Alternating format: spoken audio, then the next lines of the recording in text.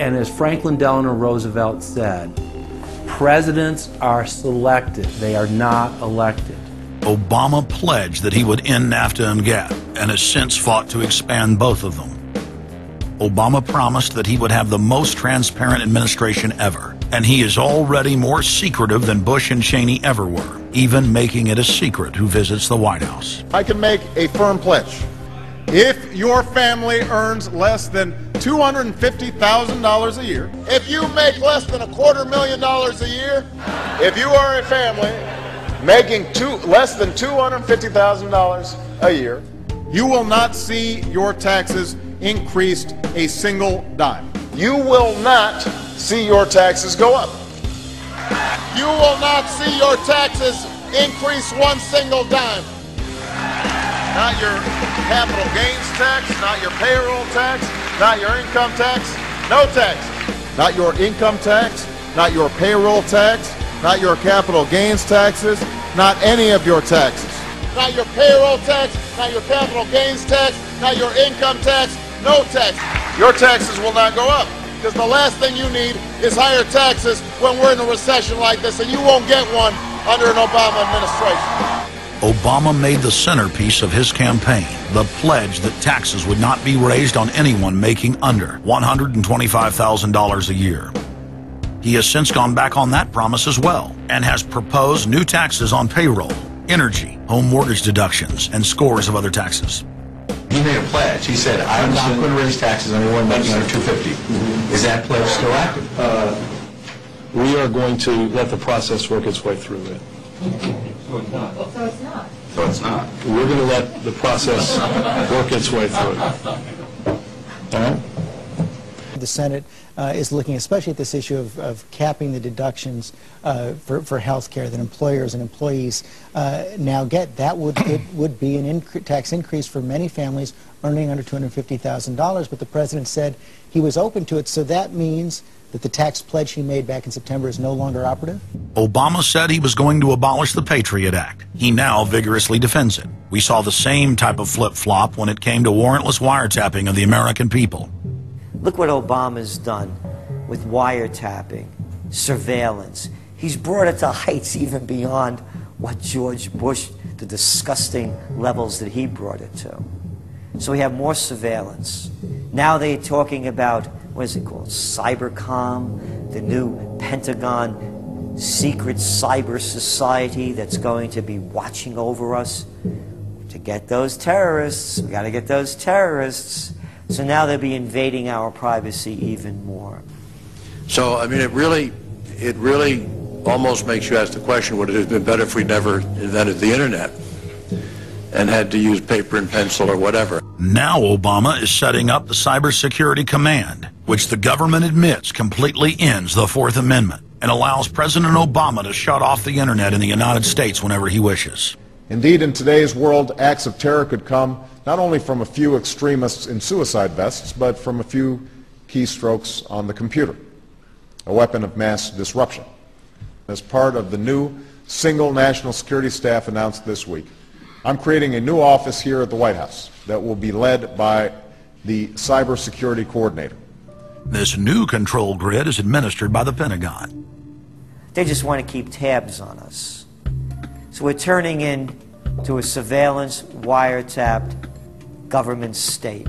The government is taking more and more control over our lives.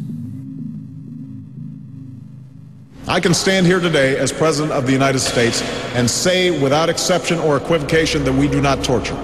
Obama made a show of investigating torture, but has ignored the Army's own detailed investigative reports, which name the torturers that the White House memos document were following the directives of Bush and Cheney, the men who are most guilty for issuing the infamous orders.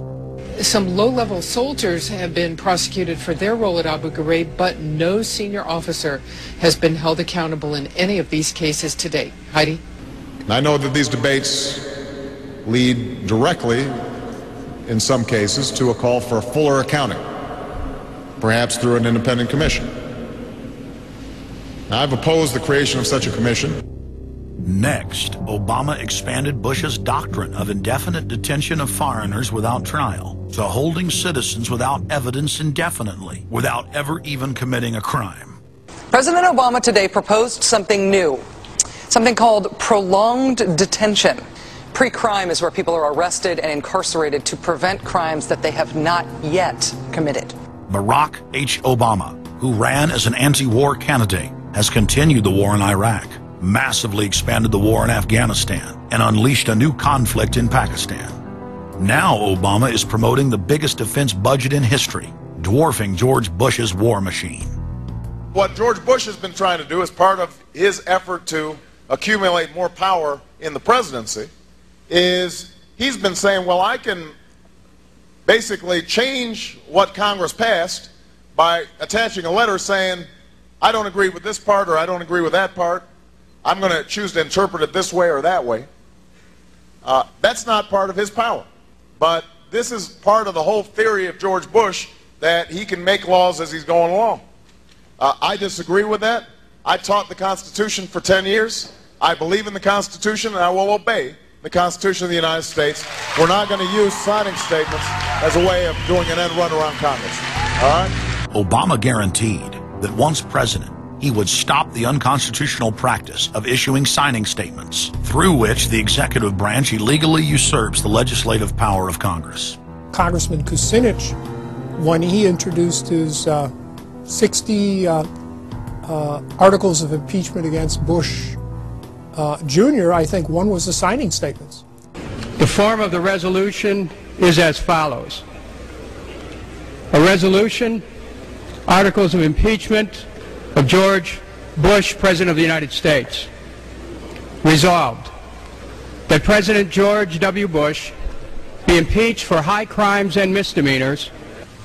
Article 26, announcing the intent to violate laws with signing statements, and in violation of his constitutional duty under Article 2, Section 3 of the Constitution, to take care that the laws be faithfully executed, has used signing statements to claim the right to violate acts of Congress even before he signs those acts into law.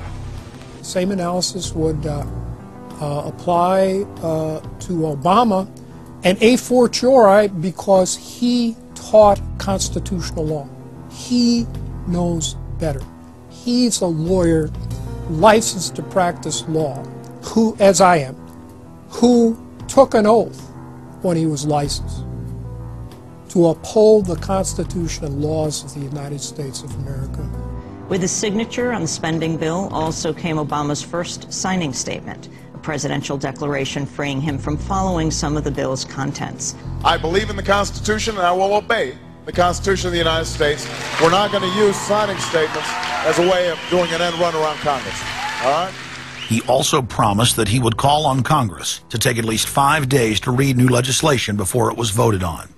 When there's a bill that ends up on my desk as president, you, the public, will have 5 days to look online and find out what's in it before I sign it, so that you know what your government's doing. But from his first day in power, he has aggressively pressured Congress to quickly pass bills before lawmakers and the public even have a chance to see them. Will state his parliamentary inquiry. Madam Speaker, in order to try to figure out what we're doing, how much damage to the country, I tried to get a copy of the bill. We have out here on the table 2454 that has 1,090 pages in it, but I've understood since debate in here that there's another 300 pages that were added in the middle of the night. My inquiry is, how do I get a copy of the other 300 pages that people here on the floor hadn't had a chance to read or see? Where do we get that before we cram this down on the American people? Is there somewhere physically in the House of Representatives a copy of what we're voting on?